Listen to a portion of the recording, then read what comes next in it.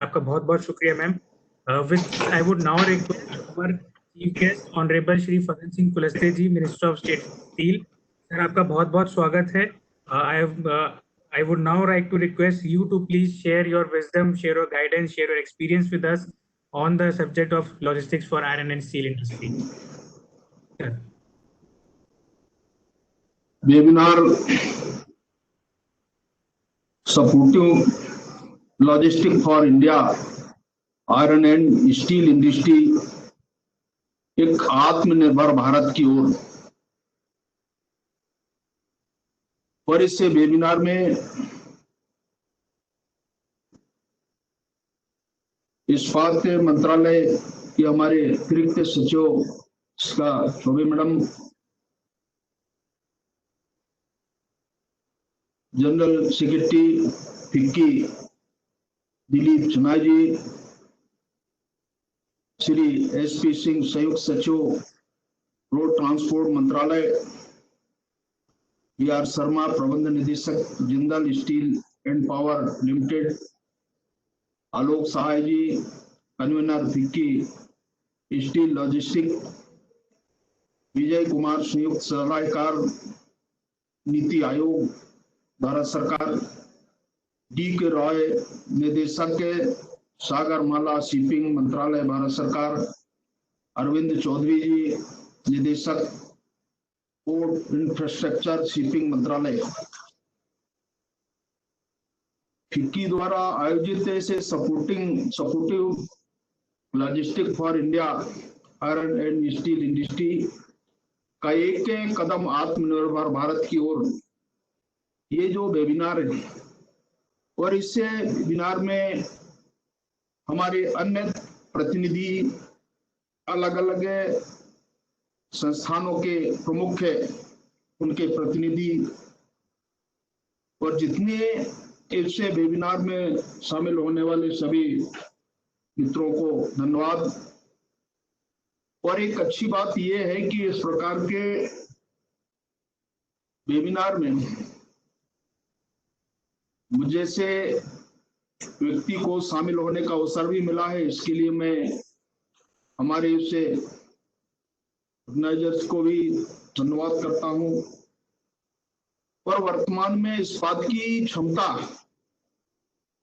142 million ton है और पिछले वित्तीय वर्ष में 109.22 मिलियन टन क्रूड इस्पात का उत्पादन हुआ था। एक टन इस्पात के उत्पादन में लगभग 2.5 से 3 टन कच्चे माल की जरूरत होती है। और ये अपने आप में भी हम जिस क्षेत्र में काम कर रहे हैं इसके लिए,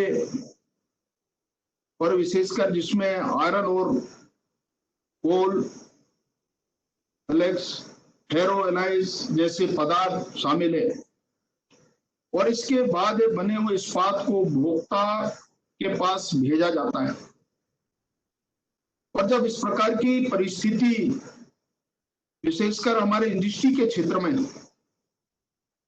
और डाउन स्ट्रीम इंडस्ट्री इससे इस्पात पर फिर से सक्रिय करते हैं और अंतिम उपभोक्ता के पास भेजते हैं, इस तरह एक टन इस्पात उत्पाद में खदान से लेकर के अंतिम उपभोक्ता तक पहुंचने में 4 से लेकर 4.5 टन वजन के पदार्थ को परिवहन करना पड़ता है। इस तरह पूरी लॉजिस्टिक प्रक्रिया में लॉजिस्टिक लागत जीडीपी का 13 से लेकर 14% होता है, जबकि यूएसए में लगभग जीडीपी का 8 से 9% प्रतिशत है। लॉजिस्टिक लागत में लगभग 40 से 45% परिवहन का होता है और 25 से लेकर 25 से लेकर 30% इन्वेंट्री का होता है। और ये वास्तव में जिन चीजों का उल्लेख है अभी इस वेबिनार में हमारे विद्वानों ने किया है, कुछ डिमांड्स भी इस प्रकार के विषय आए हैं। निश्चित तौर से मैं उनके बारे में भी विशेषकर भाड़ा को कम करना ये सुनिश्चित किया जाए। एक के ग्रेड के माध्यम से जो बिजली क्षेत्र में और उसको एक रूपता के बारे में आप लोगों ने सजेशन दिया है। पोर्ट हैंडलिंग का जो चार्ज है उसको कम करने के बारे में एक सजेशन आए, लॉजिस्टिक चार्ज कम हो।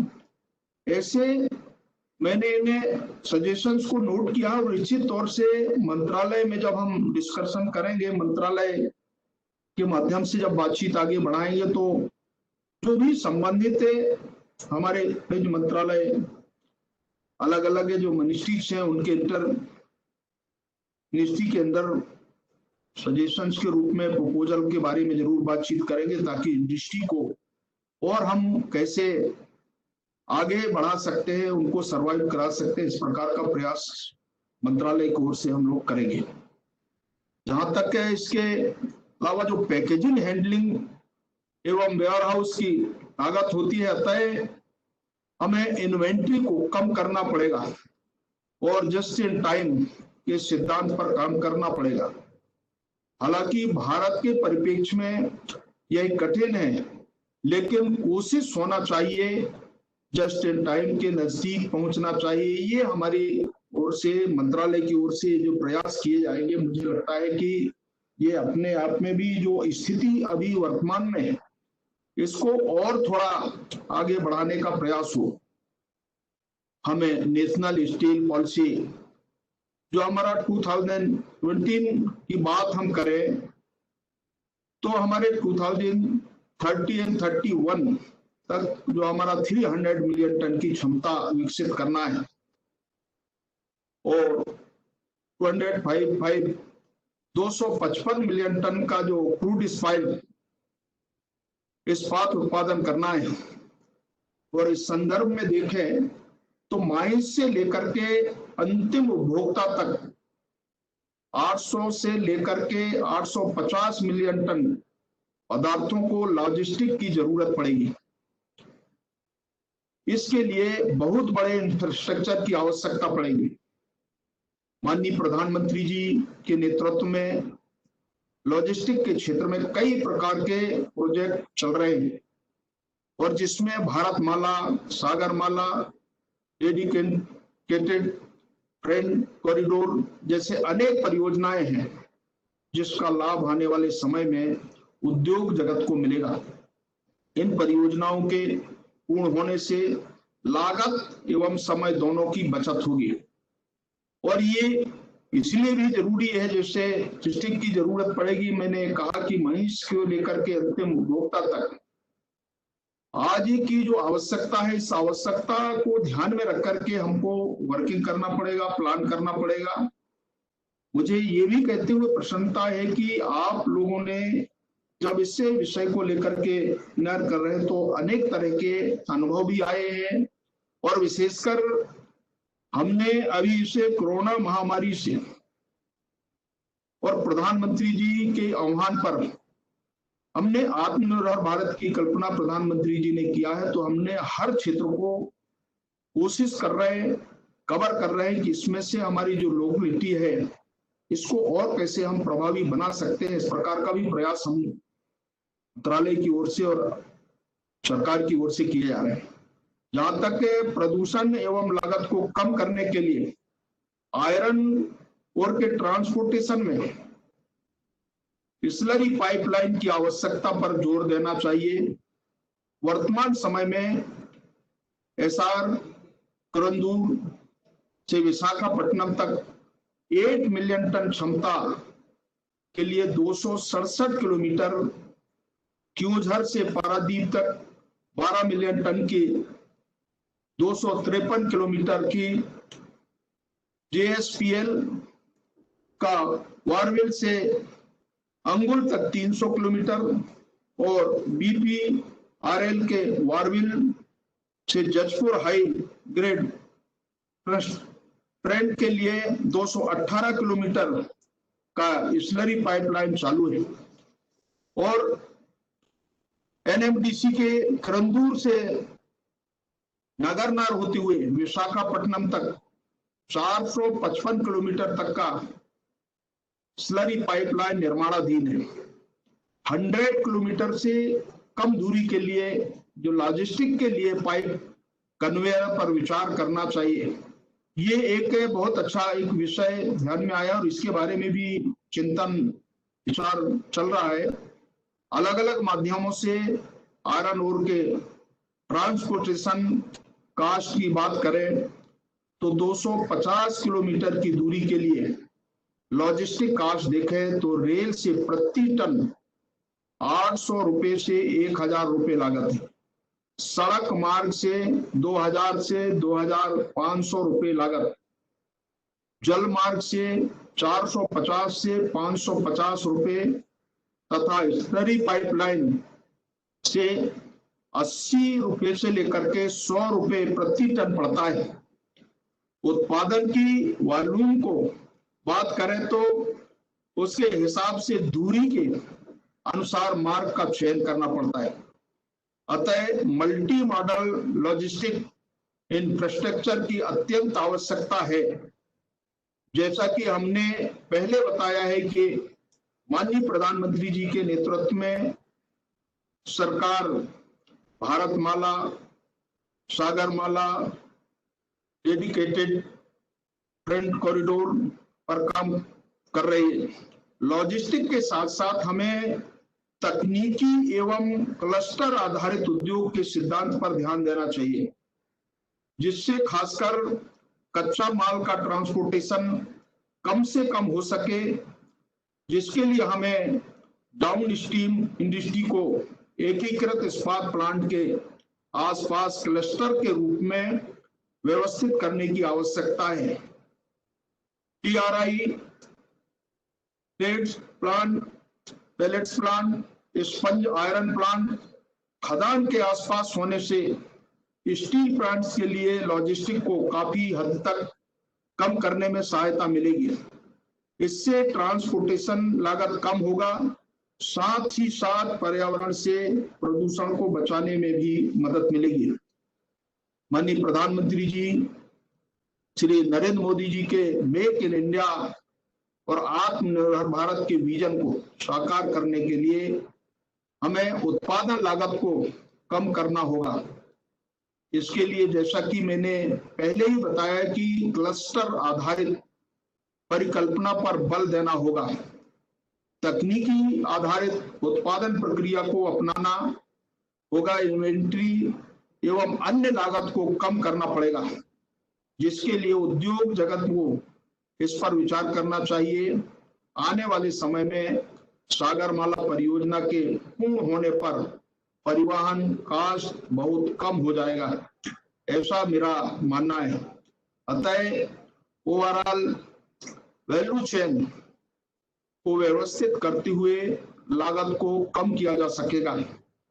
और मैं ये भी कहना चाहता हूं कि जैसा क्लस्टर की बात और इसको कोट करना, मंत्रालय के अंदर हम लोगों ने विचार किया है कि क्लस्टर्स के निर्माण के लिए उनको और थोड़ा प्रोत्साहित करना, और जैसे जैसे हमारे पास कुछ और भी कई सुझाव भी आए, उनको भी हमने ध्यान में रखा है कि ताकि आने वाले भविष्य में हम और भी जो आज की जो आवश्यकता है और देश के लिए खासतौर से स्टील के सेक्टर में हम इसको और कैसे प्रभावी बना सकते हैं, जहां तक के हमारे वैल्यू चेन को व्यवस्थित करते हुए लागत को कम किया जा सकेगा। और इसके लिए हम लोग बातचीत कर रहे हैं, अनेक स्तरों पर चर्चा हमने की है और हम चाहते हैं कि इसमें से भी कुछ विषय निकल करके जो हमारे विशेषज्ञ हैं इस चर्चा में से भाग लेने के साथ साथ जो डिस्कशन में से जो आवश्यक पहलू है बिंदु हैं उनको शामिल करते हुए मंत्रालय की ओर भेजेंगे, तो मुझे लगता है कि हम लोगों के लिए भी उपयोगी होगा और इंडस्ट्री के लिए खासतौर से इस्पात के क्षेत्र में ये ज्यादा और कदम उठाए जा सकते हैं। मुझे विश्वास है कि ये वेबिनार इंडस्ट्री के सभी हितधारकों के लिए लॉजिस्टिक आवश्यकताओं तथा आ रही चुनौतियों पर वर्तमान एवं भविष्य के लिए प्रभावकारी प्लेटफॉर्म प्रदान करेगा।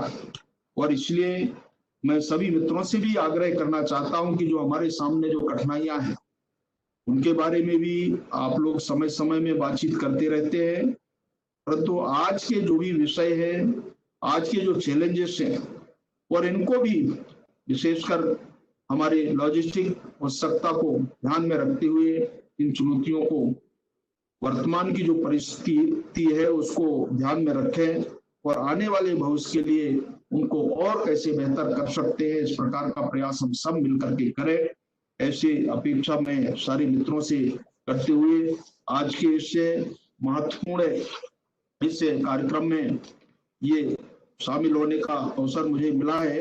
मैं चाहूंगा कि आप लोगों की जो भावना है और आप लोगों ने जो सजेशन दिए हैं उनको भी हम ध्यान में रखते हुए मंत्रालय इस ओर कदम बढ़ाएगा, ऐसा विश्वास दिलाते हुए मैं अपने शब्दों को विराम देता हूं।